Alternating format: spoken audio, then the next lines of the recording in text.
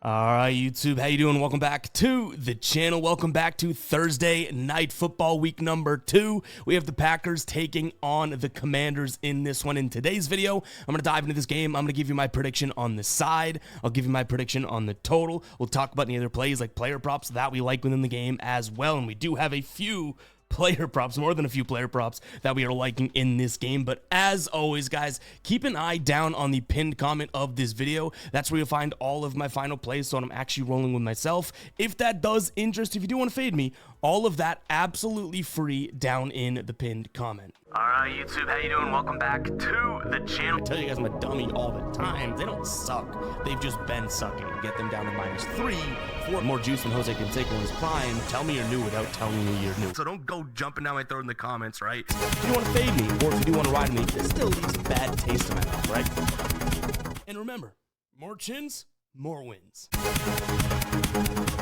All right, in terms of how we started out the season, week number 1, little bit of a roller coaster. Thursday Night Football didn't go our way. Friday Night Football, that game in Brazil, did not go our way. But then we turned things around on Sunday, our biggest day of plays. Made some profit there, a little bit of get back. And then a slightly profitable Monday Night Football. But like I said, roller coaster of a ride, and we do end up a little bit below the equator there, unfortunately. That Thursday night game is so in my head still. I'm not usually the excuse, guys. You guys have been watching this channel for a while. We have a brand called Fade Me for a reason. I'll own the losses, right? But some of those plays, like Dak's over and completions, one more would have cashed, and we had like 8 drops in that game. I mean, more like 3 or 4. And we also had the over. That thing was looking like it was sailing, and then they went, lightning delay, and both teams kind of came out flat after that. But nonetheless, a couple big L's caught on our forehead there. Let's do a little bit better in this Thursday night game. Before we do dive into the game, I want to talk to you guys about Chalkboard. They have an unbelievable, I still can't believe that they're offering this offer going on right now.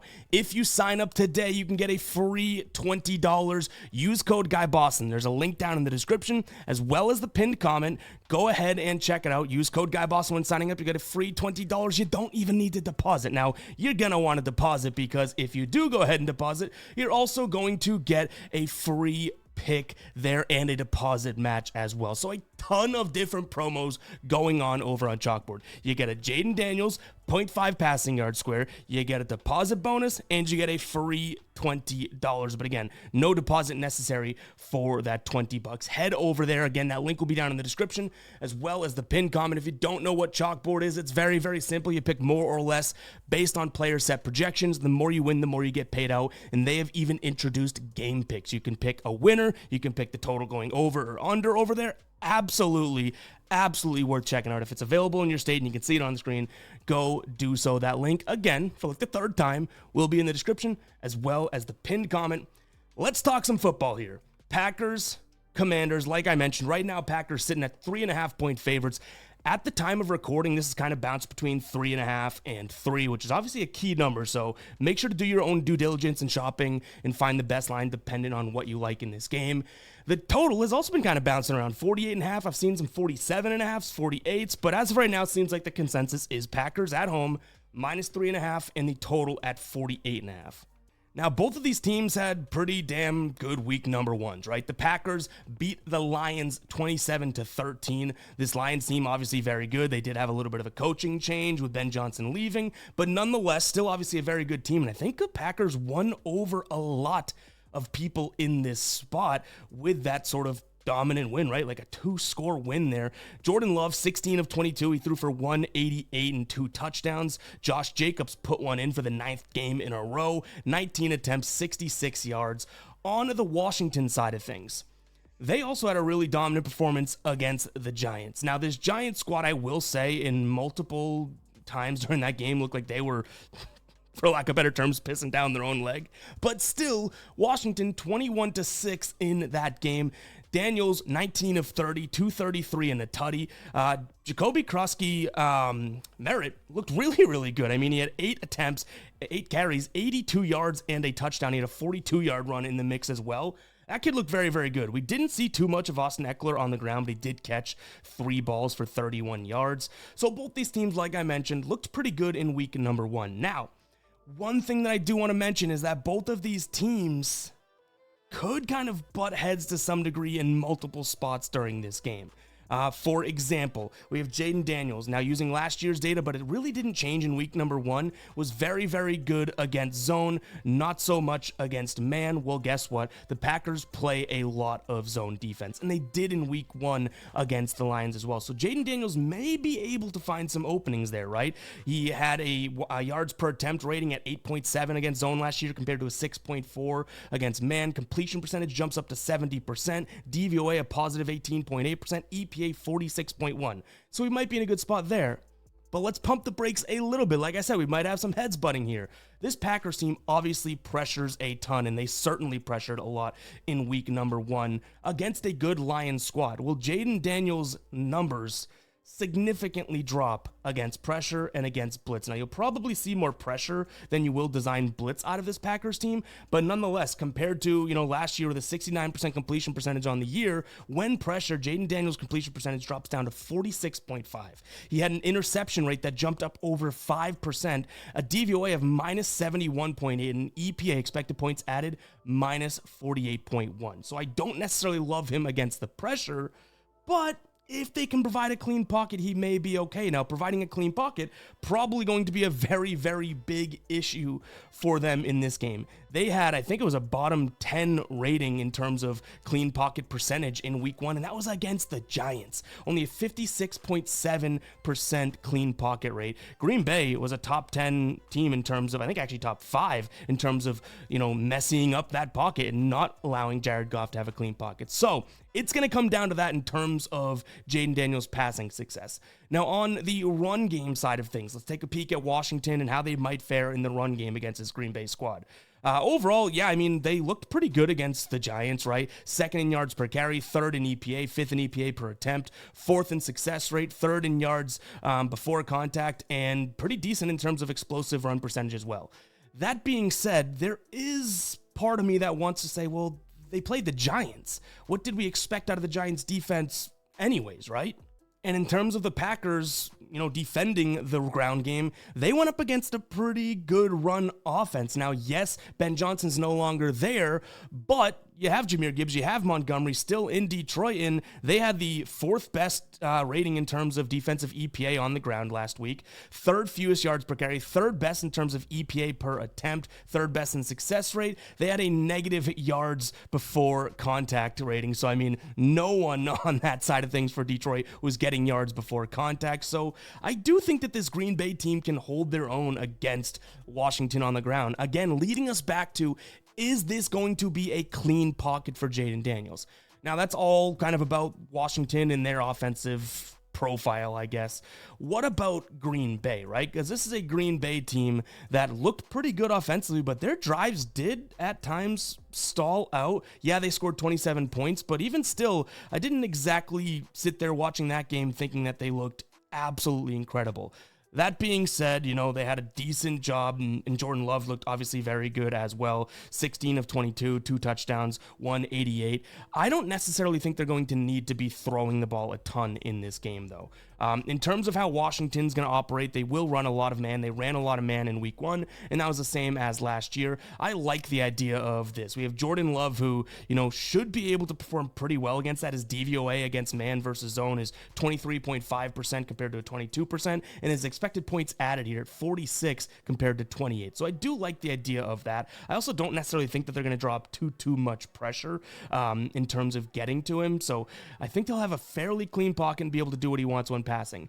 But the biggest thing, and yeah, we just talked passing, but if we flip this over to the Green Bay run game, did they look all that phenomenal in week number 1? No. 20th in yards per carry, 15th in EPA, 16th in EPA per attempt, 13th in success rate, 25th in yards before contact, and middle of the pack, 16th at explosive run rate. Now, that said, it was against a decent run defense in Detroit, right? Whereas I think Washington could actually struggle at stopping them. Yeah, their numbers look very good, but they went up against Devin Singletary, Tracy, and the Giants' run attack, which isn't all that tremendous to begin with. I will say they allowed a decent amount of yards before contact, but yards after contact, they were not missing their tackles. They were winning those sort of one-to-one hits in the hole and whatnot. But overall, I will say that this is a Packers team that, with Josh Jacobs kind of at the helm of that running back position, they're going to run a ton of power runs, right? And this was based on last year. We don't need to look at it last week because they only had, I think, one play that was against the power run, and it was an unsuccessful play in terms of them defensively. But last year, this is a bottom 10 defense versus the power run scheme. 10th in yards per carry, 10th in EPA, 7th in yards before contact, and just outside of the top 10 at 11 in terms of explosive run percentage. So I think that Green Bay is going to be able to control this game on the ground. Leading us to our first play and lean here, I like Green Bay if you can snag him at -3. I don't think there's too much value at the -3.5. I think this could be a close enough game. Like I said, if we just get a clean pocket for Jaden Daniels, he probably should be able to complete some passes, move the ball, and at least compete in this game. So having this outside of a field goal does worry me a little bit, but I'm going to lean Green Bay -3.5 points. And kind of aligned with what we're looking at there in terms of how I think Green Bay is going to operate this game in terms of, just pounding the rock power run scheme with Josh Jacobs, I'd also slightly lean towards an under. Like I said, this line has been moving back and forth between 48.5 to 48 to 47. I haven't seen it go up and over 48.5 now, so I do feel fairly comfortable with an under at that spot. But again, Jaden Daniels is a legit player. We have a lot of talented guys on both sides here, so sure, there could be a little worry taking an under in a game like that. Now, before we do move on to the player prop portion, guys, I do want to talk to you about Outlier. If you have not checked them out yet, make sure to scan the QR code on your screen right now or use the link down in the description. I'll also put it in the pinned comment. 7-day free trial. You do not need a code. You just need to use that link. And after the free trial, it's just $19.99 per month after that. I mean, you win a couple plays with this, you want to play with this, the thing's paying for itself. You're going to see it in action in just a second, but go ahead and download it, guys. That link, again, will be down below in the description as well as the pinned comment. Let's get into player prop number one here that we're liking. So over on Outlier, you can see here we have obviously the hit rate, the trends, we have all the stats, but you can also see what lines are being offered for with books. Now, Austin Eckler, I like him over 19.5 receiving yards. I was able to actually get it a little while ago at -110 over on MGM. So that line those odds have already moved here, and you can see it's kind of bouncing back and forth between 19.5 to 20.5 to 21.5. I like him in this spot. He hit this in 10 of 15 games. Last week he had 31 yards through the air. That was only on 3 targets. He did average 10.3 yards per carry. In terms of air yards, obviously not all that tremendous. That makes sense though, right? This is going to be more of a screen pass, short play type of a play for him. Now, the one thing that concerns me with this one, and it is a big concern, I can admit that, is the fact that Eckler, I almost feel like was limited in he is questionable, so we can say that, but he was limited in terms of how many snaps he was playing. I think he only played like 38% of snaps or 39%. He still did outsnap Jacoby in the sense of, which running back won the battle there, but he really wasn't the primary running back. He did have 3 catches though, which again, also, by the way, I should mention, I don't mind his receptions either. You can see he's done it in 3 straight games. And how about this? Last year looked pretty good, right? In terms of 8 of 15. What about on the road? What is it about him and going off on the road? 7 of 9. And the same thing with his receiving yards on the road, by the way, if we want to do this. That's why Outlier is so great. You can kind of filter down and look at it. If we look at him, again, over 19.5, he hit it in 8 of 9 games and finished at 17 in terms of on the road. And he had 7 targets in that game, just couldn't get much, and that was against Philadelphia. But anyways, back to what I was saying. I do worry about the lack thereof of snaps from him, but I have a feeling that this is going to be a nice little spot for him. You can even see here in terms of last week, and we can look at both of these receptions per game, right, to the running back position. Green Bay allowing the most. Now, they did go up against Gibbs and Montgomery. Gibbs had like 10 catches, I think, but still, we'd say, okay, well, maybe that's a week 1 fluke. What if we filter this to 2024 then and look at the exact same thing? right here. Let's filter this again, and boom, Green Bay, number 3 in terms of receptions per game. Receptions, I'm jealous of that accent. Receptions per game to the running back, and even yards per game. How about this?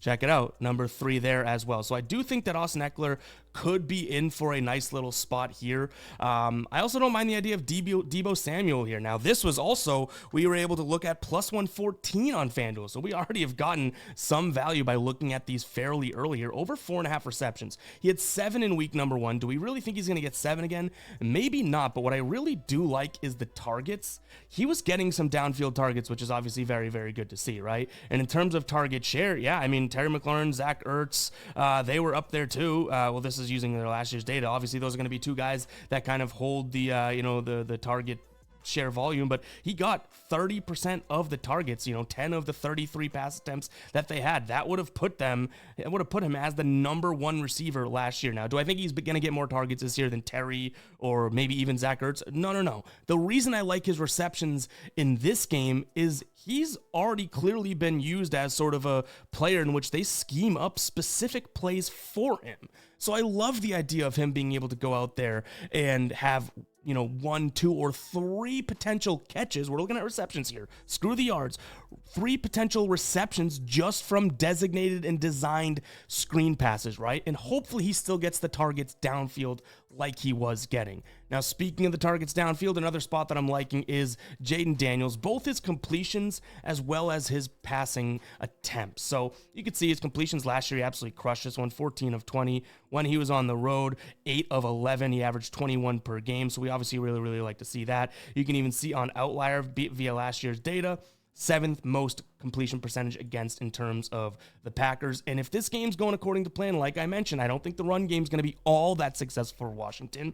Jaden Daniels is going to need to snap the ball, drop back, and get the ball out quick, which again helps Deebo, helps Austin Eckler as well. So I do like his completions. Take a peek at his attempts as well, because like I mentioned, that's a spot that I'm considering. And like I already said at the top of the video, yeah, we do like a lot of player props in this one. This is already through just 2 players, like the 4th one that we like. But for plus money right now, it's slightly plus money. Let's not kid ourselves. Over 31.5, I don't necessarily mind. Now last year, he hit this in just 4 of 11 games, but hovered right around that. And the thing that I note is that he came up just shy of this number in a game in which they really didn't even need to pass that much, right? They threw it 51% of the times. Last year, they threw it 53% of the time, and they beat down on this Giants squad in a 21-6 game, and he still threw the ball 30 times. In a more competitive game, in a game in which they could very well be trailing, I could see Jaden Daniels throwing the ball a bunch. So yeah, I guess there's 3 players there that we like so far. Daniels, we like Austin Eckler, and we like Deebo Samuel. There's 6 props between those 3 that I'm liking. It doesn't fully stop there. As much as I think Jordan Love could have a good game and he could have a clean pocket, don't mind an under 234.5. That's funny, 234.5. 234.5 for his passing yards.